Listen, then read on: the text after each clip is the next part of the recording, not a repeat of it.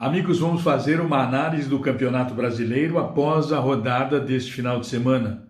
E o Campeonato Brasileiro toma um outro contorno. Ele entra para um outro ritmo de decisão. Houve alterações.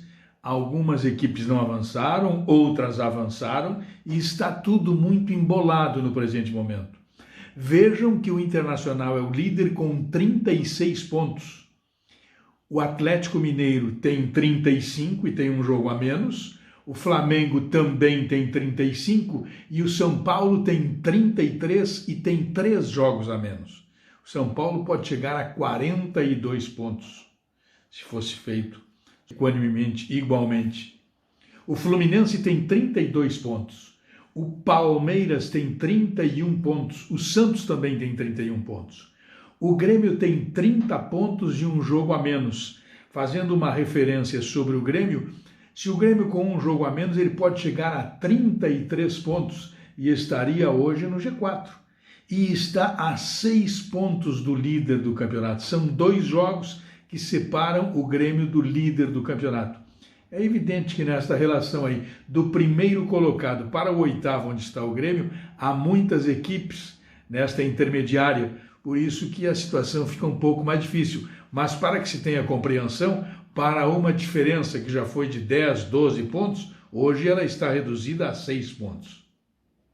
O Sport tem 25 pontos, o Corinthians também tem 25 pontos, o Fortaleza 24, o Ceará 24, o Atlético Goianiense 23, o Bahia 22, o Curitiba 20, o Bragantino 20 pontos, o Botafogo 20, aí entra na zona do rebaixamento, o Vasco 19, o Clube Atlético Paranaense 19 pontos e o Goiás 12 pontos, sendo que o Goiás já está com 2 jogos atrasados.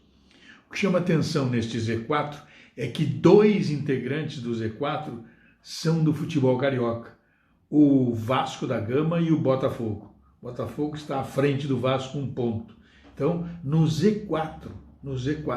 E no G4 tem somente o Flamengo. O Fluminense tenta ingressar no G4. A situação do futebol carioca, ela chama atenção por esses detalhes, mas especialmente pela zona de baixo, pela zona do rebaixamento.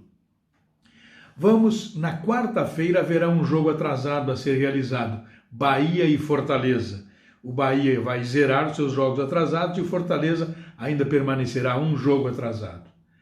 O Campeonato Brasileiro prossegue no próximo sábado, porque teremos eleição no domingo. E os jogos são os seguintes: sábado, às 16h30, Sport e Vasco da Gama. Santos e Internacional. O Internacional vai a Santos.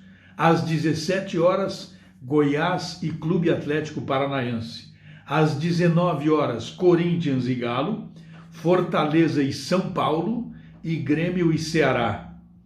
Depois, às 21h30, Palmeiras e Fluminense e Flamengo e Atlético Goianiense.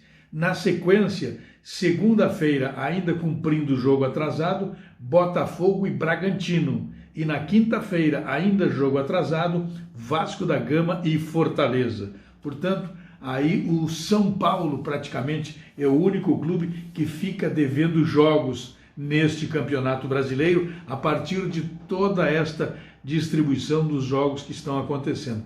Ao final do mês de novembro, nós teremos a conclusão do primeiro turno. Acreditem, o primeiro turno terá todos os seus jogos atrasados concluídos no mês de dezembro. Aí sim, lá nós poderemos dizer quem chegou na frente do primeiro turno e quem não chegou à frente no primeiro turno. A verdade é que destes, somente o São Paulo pode chegar nesta condição, além do Internacional, é claro, que está à frente, em função dos 3 jogos que tem atrasado o São Paulo. É isto, assim está posto o Campeonato Brasileiro. Agora, no retorno, o Internacional precisará manter a campanha do primeiro. É difícil, mudando de treinador. Os exemplos de mudança de treinador não são os melhores. Veja o Flamengo, veja o Corinthians, e acompanhe outros clubes que mudaram de treinador aí e não se deram bem. Mas era inevitável que o Internacional perdesse o treinador, porque é a vontade do Eduardo Cudê. E aí, você sabe, o ouro fala mais alto do que o desejo, do que a promessa, do que o envolvimento que se dizia tinha o treinador com o Internacional. Segundo turno do Brasileiro reiniciado, bola na frente e muita discussão, muita luta, muita indefinição. Esse campeonato irá assim quase até o final, hein? Um abraço.